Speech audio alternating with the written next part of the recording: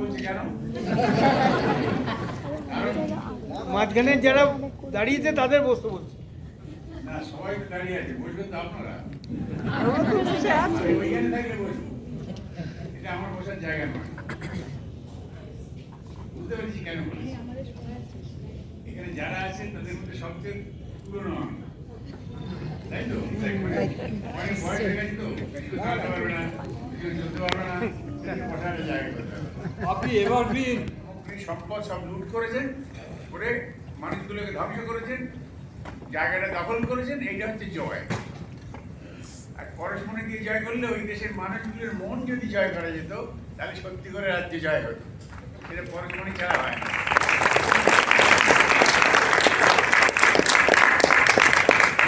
আজকে এটা দেখে এই লেসনটা, এই বার্তাটা মানে রুমায়িত হলো, এটা আমার খুব ভালো লাগলো। আর দ্বিতীয় কথা হচ্ছে এটা আপনাদের জানা দরকার। জানেন না তা নয়, আমার মনে হয় হয়তো অনেকেই জানেন না যে আপনারা কি।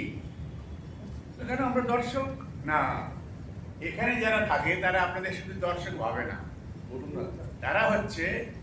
তারা ভাবে আপনারা হচ্ছেন শিক্ষক দেবতা।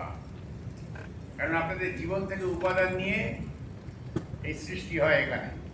আপনাদের হাসি, কান্না, বেদনা, স্বার্থপরতা, লোভ, হিংসা, সব এই জীবনের সব উপাদান নিয়ে এখানে চরিত্র সৃষ্টি হয়। আজ সবাই কেহ না কেহ মরমিয়া,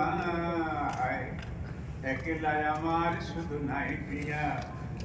দুষ্ট পাপিয়া বলে প্রিয়া প্রিয়া প্রিয়া প্রিয়া প্রিয়া, হয় কি যে করি মননিয়া, সে যে কোন জগৎ সে উঠে উতলিয়া।